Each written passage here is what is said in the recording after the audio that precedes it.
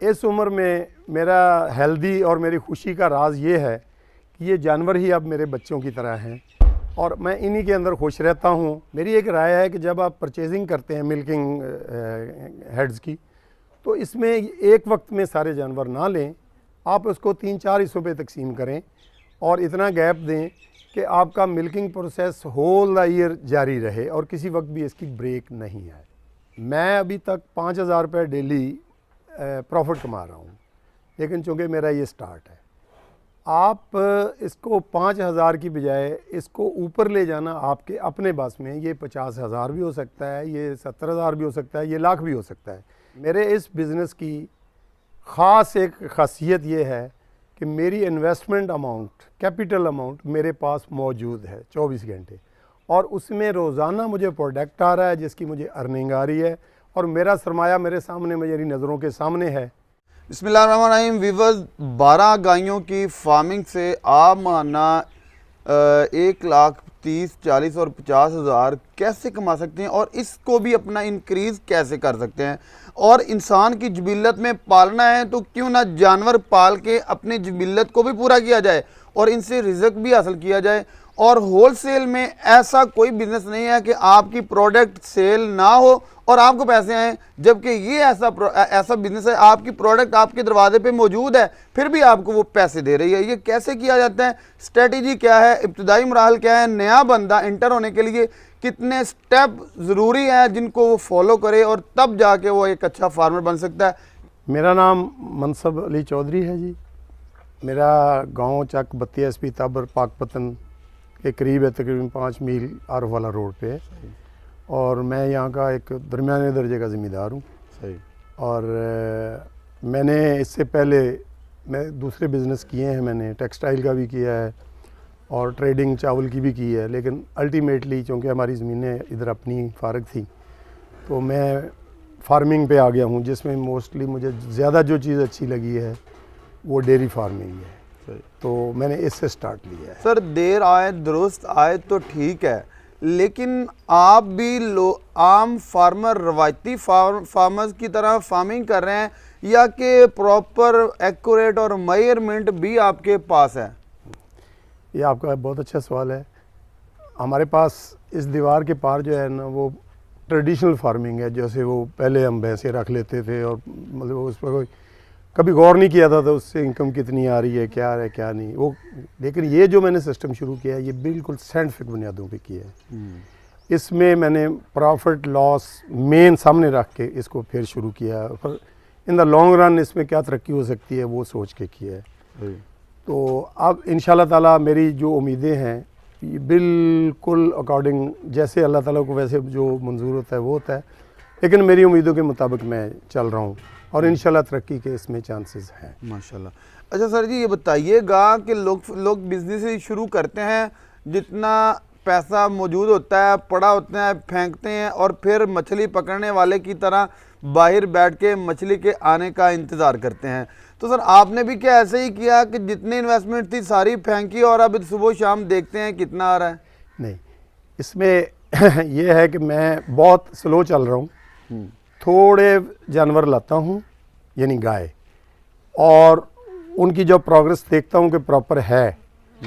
और गाय का जो मिल्किंग प्रोसेस है वो ऐसा है कि डेली बेसिस पे आपके पास पैसा आता है, इंतज़ार करने की ज़रूरत ही नहीं है कि आपका दूध गया और आपके अकाउंट में पैसा आ गया। तो वो नहीं है कि मुझे इंतज़ार नहीं करना पड़ रहा है, पैसे आ रहे हैं, साथ साथ आ रहे हैं और माशाल्लाह दूध की अच्छी एवरेज आ रही है। बाकी रही बात कि मैं बड़ा स्लो चल रहा हूँ, सारी इन्वेस्टमेंट नहीं फेंक रहा अभी। जैसे जैसे मैं दो चार करके खरीद सर मज़ीद क्लियर कीजिएगा कि आप परचेज़ कैसे करते हैं, कितनी क्वांटिटी में आपके इस वक्त जो जानवर मौजूद है, ये जो जितनी क्वांटिटी में, ये कितने अरसे में आपने बनाया है और इनकी एवरेज प्राइसेस क्या हैं? जी, मेरी इस वक्त जो गाय है वो 12 है और ये मैंने 3 करके सब ली है। अच्छा, मेरे ब्रोकर हैं जो मतलब है कि मुख्तलिफ जब उनकी गाय आती हैं तो वो कहते हैं जी आप विज़िट कर लें। मैं इनका कलर वलर हर चीज़ जो है या इनकी नस्ल वो तो वहीं सेलेक्ट कर लेता हूँ। लेकिन मेरी उनके साथ एक गारंटी है कि मेरी जो मिल्क की एवरेज है अगर वो पूरी हुई तो मैं गाय लूँगा, क्योंकि वो भी जो जानने वाले लोग हैं, व्यापारी हैं, वो कहते हैं जी हमारी तो कहीं भी बिक जाएगी, कोई मसला नहीं, लेकिन जो आपको पसंद है आप रख लें, क्योंकि पुराने तलकात वाले लोग हैं वो। तो जब मेरी वो प्रॉपर हो जाती है एवरेज, तो वो गाय मैं रख लेता हूँ, और मैं 3 से ज़्यादा एक वक्त में नहीं खरीदता, सो दैट कि मैं उनके बारे में अच्छी तरह जान लूँ। मतलब कि हीरा तलाश करते हैं और कुरेद के करते हैं। कुरेद के करते हैं। अच्छा सर जी, ये बताइएगा कि इनकी प्राइसेस की लिमिट्स कितनी है? ये प्राइसेस इनकी 3 लाख से लेके 3.25 लाख तक है। सही है सर जी। फार्मर्स, हमने काफ़ी सारे फार्म्स के विज़िट किए, बहुत से भाइयों के कमेंट्स भी आते हैं कि हम जब एक फार्म तैयार करते हैं, फार्मिंग से लोग भागते हैं इसलिए हैं कि एक टाइम पीरियड होता है इनकी इनकम का, और एक होता है इन पे पैसे लगाने का, आउटपुट नहीं होता। तो सर क्या आपका जो 3 3 3 3 जमा 3 फिर 3 बराबर 3 का ये जो पैकेज है, इसमें आपने यही फोकस किया है कि पूरा साल आपका मिल्क पीरियड जारी रहे? एग्जैक्टली, ये आपने बहुत पते की बात की है कि एक ही दफ़ा मैं 12 ख़रीद लेता हूँ तो वो एक ही दफ़ा दूध देना छोड़ देंगी। अच्छा, मेरा तो वैसे प्रोग्राम इसको मतलब 20-30 तक का है, लेकिन मैं इतने वक्फे से करूँगा कि एक मिनिमम लिमिट जो दूध की है वो मुझे रोज़ाना मिलती रहे। सही है, ज़बरदस्त, ये किया। अच्छा सर जी, अब तीसरी बात है कि फार्मिंग में जो फीडिंग है ये बड़ी एक अहमियत की हामिल है, इसी पे आपकी फार्मिंग का फोकस होता है। चाहे अच्छी ब्रीड को आप माठी खुराक से बर्बाद कर लें, चाहे माठी ब्रीड को अच्छी खुराक से तैयार कर लें। सर खुराक पे आपका पैटर्न क्या है, मेन्यू क्या है फ्यूचर में और हाल में? हाल में तो इस वक्त जो है प्रॉब्लम जो है वो मैं ख़रीदता था इसका सैलेज बदकिस्मती है हमारी, शायद ये नेचर में शामिल है कि सैलेज हर जगह से जाली मिल रहा है, जहाँ से भी ख़रीदते हैं वो जाली होता है। इसलिए मैंने अब अपना सैलेज के लिए मकई काश्त कर ली है और अपना ज़ाती सैलेज तैयार करूँगा।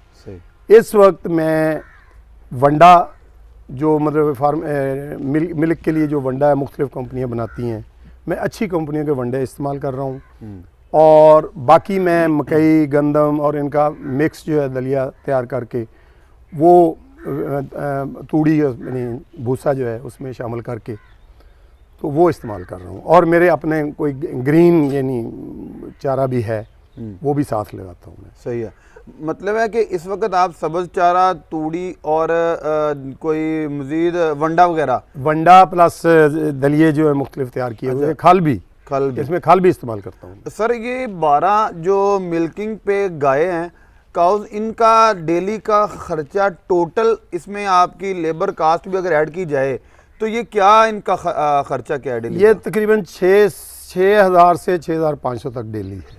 और मिल्क की इस वक्त एवरेज, चूँकि आप तो मिल्क पे ही फोकस कर रहे हैं, जैसे हमने देखा कि आपके फार्म का कोई भी जानवर दूसरे जानवर से मिलता नहीं है, दिखने में डिफरेंट है, लेकिन जब नीचे नज़र लगाई जाती है तो माशाल्लाह कहे बगैर बंदा वापस नहीं आता। जी। तो सर क्या यही बात है कि आपने मिल्क की एवरेज के ऊपर फोकस किया हुआ है, और क्या एवरेज है?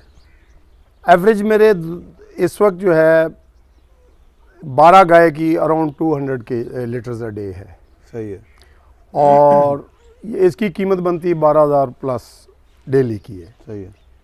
तो ये अगर मैं इसमें फर्दर जब आगे बढ़ेंगे तो मेरा सैलेज भी घर का हो जाएगा, तूड़ी भी अब अपनी आने वाली है वो भी आ जाएगी 15-20 दिन में, तो मेरा ख़र्चा जो 1/3 रह जाएगा।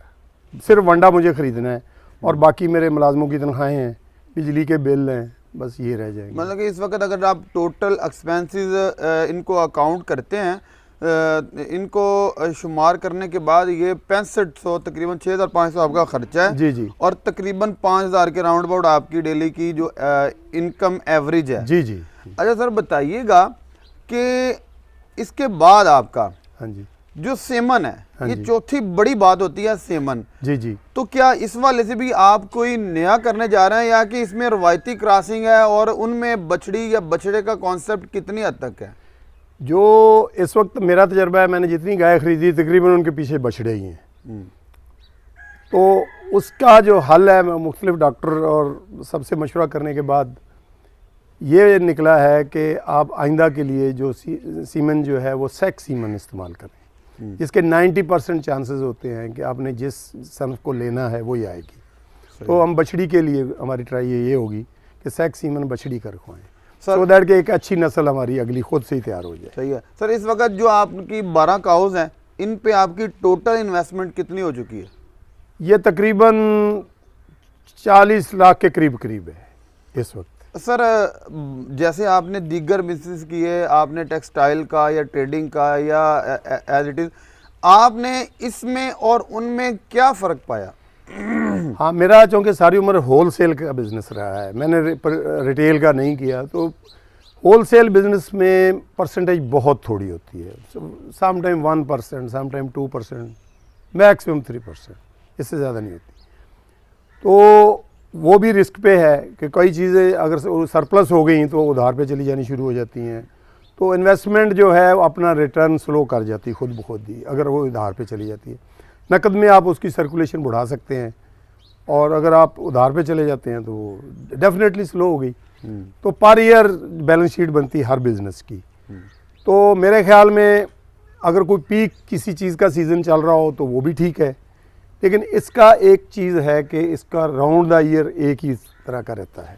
सही, राउंड द ईयर बिज़नेस है ये, लाइफ टाइम है। प्लस ये है कि मेरी अपनी ज़मीनें होने की वजह से मुझे इसमें बचत बहुत है। मुझे जो इन मतलब है कि इसमें जो इनके चारा इस्तेमाल होता है, तूड़ी इस्तेमाल होती है, वो मुझे घर से मिल जाती है।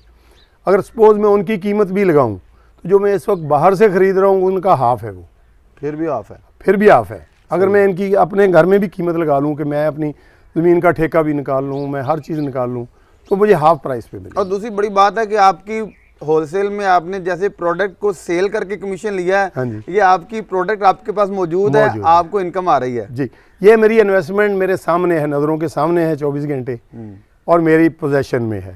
सही है। बिजनेस में आप एक चीज़ दे के अगर 2 दिन के उधार पे भी दिया है, यू नेवर नो कि अगला बंदा क्या करेगा उसके साथ। तो महीनों का उधार भी हो जाता है, 90 दिन का उधार भी हो जाता है, तो वो फिर पूरा 3 महीने दुआएं मांगनी